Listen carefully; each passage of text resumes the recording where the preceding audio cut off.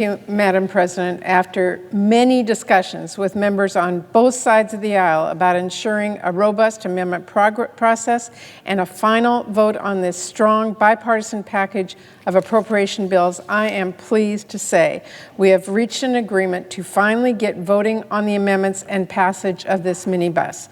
I want to thank everyone who's worked with me and the senior senator from Maine so we can get this process moving again to show the American people this place can actually work. This is so important, especially right now, because over the last few weeks, the American people have seen a lot of chaos and dysfunction in Congress. And it has come at a time when the world needs to see U.S. leadership is still strong because, Madam President, it's not just the American people who are watching Congress right now. Our allies are watching.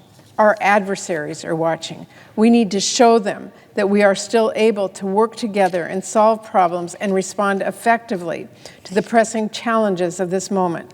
And this is an important opportunity to do just that.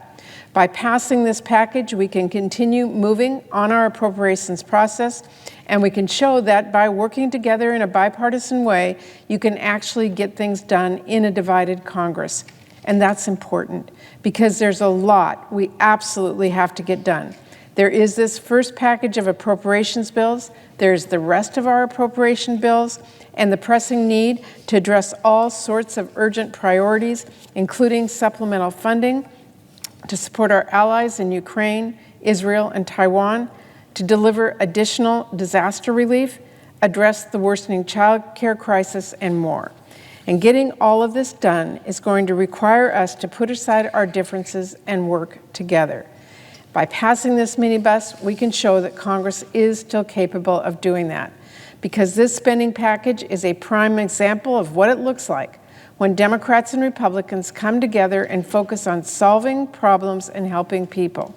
It follows the bipartisan debt limit deal.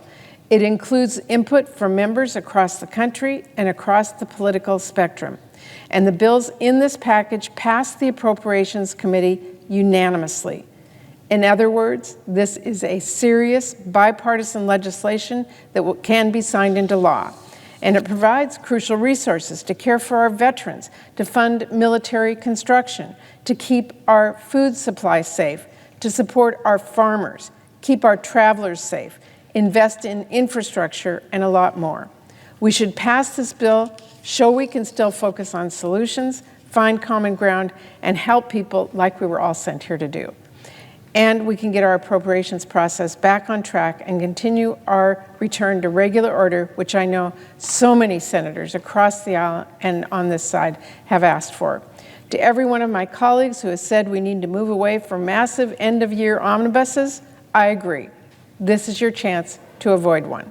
If we don't get this passed, we are giving up a crucial opportunity to make sure the Senate has its voice heard on our nation's spending priorities and make sure we don't find ourselves at the end of the year once again staring down another omnibus.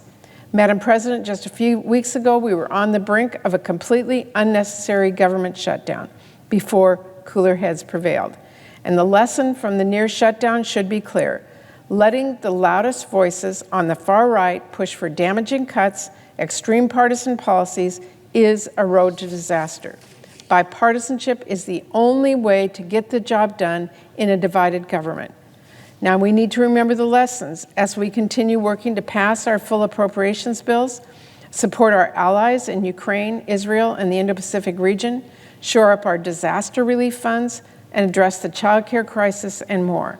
So let's send a message that Congress can actually work and that we can actually work together. Let's get things on track so we can avoid an omnibus, address the urgent challenges we face. The American people are watching, the world is watching.